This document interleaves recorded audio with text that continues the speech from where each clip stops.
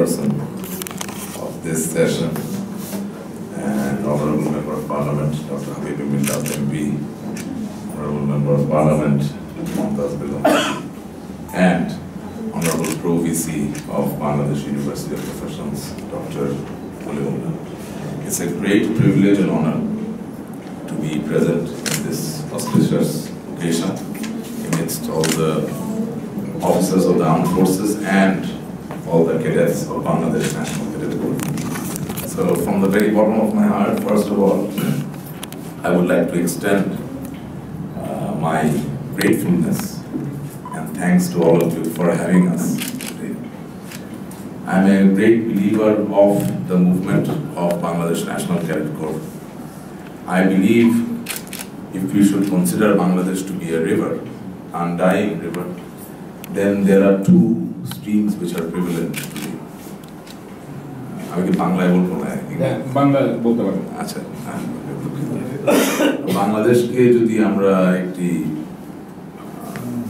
চিরন্তন নদী হিসাবে চিন্তা করি, তাহলে এই দেশে দুটি প্রবাহ স্রোতধারা বহমান। তার একটি শুভ্র সুন্দর সত্যের, আরেকটি কালো কৃষ্ণকায় অপশক্তির। অর্থাৎ এই সমাজে বঙ্গবন্ধু শেখ মুজিবুর রহমান আমাদের জাতির জনক, তিনি যেমন মুক্তির স্বপ্ন আমাদেরকে দেখিয়েছেন, স্বাধীন বাংলাদেশ দিয়েছেন, এবং আজকের প্রেক্ষাপটে তারই কন্যা জননেত্রী শেখ হাসিনা আমাদের মাননীয় প্রধানমন্ত্রী এক দুর্দমনীয় গতিতে উন্নত বাংলাদেশ সৃজনের কাজে হাত দিয়েছেন এবং তিনি সক্ষম, সফলও বটে। খুব দ্রুতই আমরা দেখব একটি উন্নত দেশের অংশীদার।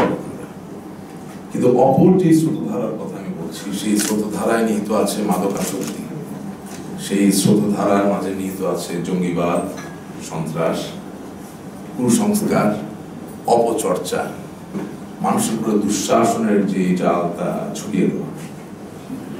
আজকে এই দুটি স্রোতের মাঝে যেটি নেতিবাচক স্রোত, তাকে যদি পরাস্ত করতে হয় চিরকালের জন্য, এবং সত্যিকার সোনার বাংলা, সোনার বাংলাদেশ যদি আমাদেরকে প্রতিষ্ঠা করতে হয়, তাহলে এই দেশের যুব সমাজ ছাড়া অন্য কেউ আর এটা করতে পারবে বলে আমরা বিশ্বাস করি না। তো সেই আন্দোলন, যুব সমাজকে তৈরি করা, তারুণ্যের জয় জয়কারকে নিশ্চিত করা, শুভ্র সত্য পবিত্রতাকে সত্যিকার যে জায়গাটায় প্রতিষ্ঠিত করা দরকার, সেই জায়গায় নিয়ে যাওয়ার যে আন্দোলনে আপনারা সম্পৃক্ত, আমি মনে করি আজকের এই অনুষ্ঠানের মধ্যে দিয়ে সে আন্দোলন আরেকটু বেগবান, আরেকটু জোরদার হলো বটে। এর মূল কয়েকটি কারণ আমি একটু উল্লেখ করতে চাই। ডক্টর হাবিব মিল্লাত এমপি, তিনি বহুদিন যুক্তরাজ্যে একজন সফল চিকিৎসক হিসেবে ছিলেন। তিনি চিকিৎসা শাস্ত্রের হাইয়েস্ট যে ডিগ্রি, সেই ডিগ্রি সম্পন্ন করেছেন, সাকসেসফুল ডক্টর। দেশমাতৃকার প্রেম ভালোবাসায় তিনি দেশে ফিরে এসেছেন, নিজেকে রাজনীতির সাথে নিয়োজিত করেছেন, এবং বহু সামাজিক কর্মকাণ্ড, এখানে যে আন্দোলন সেটা উল্লেখ করা যেতে পারে, তার সাথে তিনি ইনভলভ। এবং ব্যক্তি হাবিব মিল্লাত এমপি, তিনি জ্ঞানে বিশ্বাস করেন, শিক্ষায় বিশ্বাস করেন, তার ছেলেমেয়েরাও খুবই ভালো, দুই ছেলে খুব ভালো লেখাপড়া, পাশাপাশি তার কোনো নেশা তিনি আসক্ত নন। তিনি একজন পারফেক্ট হিউম্যান বিং বলতে যেটা বোঝায়, আসলে ওইভাবে তার পারফেক্ট হয় না, বাট তার কোনো খারাপ গুণাবলী নেই। So as an ambassador of Bangladesh national cadet corps, আমি মনে করি ওনার থেকে আর ভালো কেউ হয় বলে আমি মনে করি না। ওনার সাথে করতালির মধ্যে দিয়ে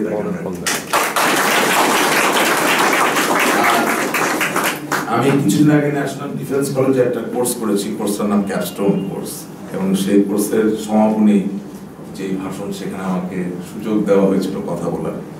আমাদের commandant sir lieutenant general Suhrawardy, ওনার সামনে দিয়েছিলাম, আমাদের মাননীয় কৃষিমন্ত্রী ছিলেন বেগম মতিয়া চৌধুরী। আমি সেখানে বলেছিলাম যে ন্যাশনাল ডিফেন্স কলেজে আসলে আজকে আমি একটা জিনিস অনুভব করছি, যে আগামী দিনের যে কোনো যুদ্ধ, সেটা হোক মাদকের সাথে, সেটা হোক জঙ্গিবাদের বিরুদ্ধে, অথবা সেটা অন্য কোনো রাষ্ট্রের সাথেও যদি যুদ্ধ হয়, সেই যুদ্ধে অস্ত্র গোলা বারুদের থেকেও বেশি বড় হাতিয়ার হবে আমাদের জ্ঞান এবং আমাদের শিক্ষা। সুতরাং আজকে ডক্টর হাবিব মিল্লাত এমপি, তিনি এখানে আছেন, শিক্ষিত জ্ঞানী ব্যক্তি, পাশাপাশি আমাদের প্রফেসর ডক্টর পলিমুল্লাহ, তিনি অসম্ভব জ্ঞানী, শিক্ষিত, সজ্জন ব্যক্তি, সো শিক্ষার যে ব্যাপারটা সেটা তোমাদের আপনাদের দূত হিসাবে ইটস ওয়েল কাভার। পাশাপাশি আমাদের সাথে আছেন বেগম মমতাজ বেগম এমপি। উনি তো মানুষের হৃদয়ে আন্দোলন সৃষ্টি করেন। 1971 সালে 26 মার্চ থেকে 16 ডিসেম্বর বাঙালির অদম্য স্পৃহা একে পুঁজি করে দামাল ছেলেরা যুদ্ধ করেছিল সত্যি, হাতে অস্ত্র নিয়ে। কিন্তু এই যে 9 মাসের দীর্ঘ রক্তক্ষয়ী সংগ্রাম, এই সংগ্রামে হৃদয়কে আন্দোলিত করে রাখার কাজটা করেছিল স্বাধীন বাংলার বেতার কেন্দ্র। অর্থাৎ বাঙালির হাজার বছর পুরনো সংস্কৃতি, সাংস্কৃতিক চর্চা একে কাজে লাগিয়ে মানুষের মাঝে সাহস তৈরি করা, মানুষের উৎসাহ উদ্দীপনা তৈরি করা এবং অসম্ভবকে সম্ভবে রূপান্তরিত করা যায়, বিশ্বাস তৈরি করার জন্য সবচেয়ে বড় বাহন হচ্ছে সঙ্গীত। তাই মনে করি ওনারও ইনক্লুশন আজকে একটা নতুন মাত্রা যোগ করেছে। আর আমি খুবই সাধারণ একজন মানুষ, যদি কোনোভাবে আমি সহযোগিতা করতে পারি সেটাকে আমি নিজেকে ধন্য মনে করব। এবং we have a vision, I hope will all share it. পর্যদস্ত থাকতে চাই না। আমি মঙ্গার বাংলাদেশ দেখেছি, আমার বয়স খুব বেশি না, কিন্তু আমার বাড়ি রংপুর। আমি দেখেছি মানুষ অভাবে নিজের বাড়ি ছিল অন্যের বাড়িতে গিয়ে ভিক্ষা করতে, চালের জন্য। মঙ্গার দেশ। আমি দেখেছি এই দেশের ছেলেমেয়েরা গ্র্যাজুয়েশন শেষ করার পরে, মাস্টার্স শেষ করার পরে চাকরি পাচ্ছে না, তারা আমেরিকায় পাড়ি জমিয়েছে, যেটাকে আমরা ব্রেইন ড্রেন বলি। আমি দেখেছি মানুষকে হত্যা করা হয়েছে, লুণ্ঠন করা হয়েছে, বিচার করা যায়নি। আমি দেখেছি আপনার আমার সবুজ পাসপোর্ট তখনও ছিল, এখনো আছে। আপনার আমার লাল সবুজের পতাকা তখনও ছিল, আজও আছে, সামনেও থাকবে। কিন্তু আজ ওই পাসপোর্ট নিয়ে ঘুরে বেড়াতে যতটা গর্ববোধ করি, আজ ওই লাল সবুজের পতাকার প্রতি সমস্ত বিশ্বের মানুষের যতটা সম্মান, আমরা তাদের জন্য যতটা বেশি প্রাসঙ্গিক, সেটা কিন্তু একসময় ছিল না। সুতরাং I believe in the ultimate fruition of Bengali nationhood, and I believe that we shall transpire as a very, very strong nation, and it shall happen with your help, with your leadership. Youth is the answer. So Bangladesh National Cadet Corps জয় হোক। তার প্রতিটি ভালো পদক্ষেপের সাথে আমরা ছায়ার মতো থাকতে চাই, ইনশাআল্লাহ থাকবো।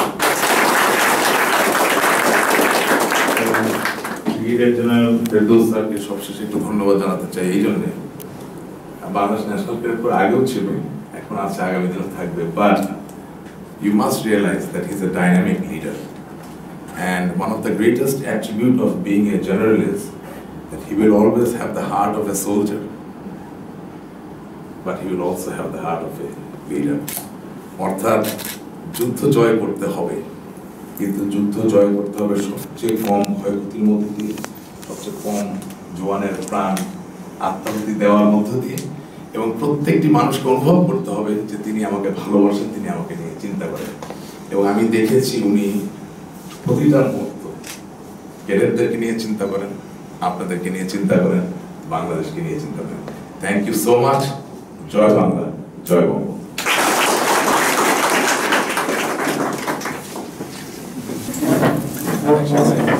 More than military. Thank you.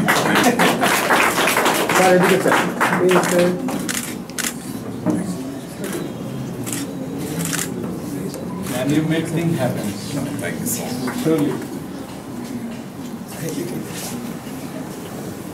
ধন্যবাদ স্যার। অনুষ্ঠানের এই পর্যায়ে আমি সকলকে মধ্যাহ্ন ভোজনের জন্য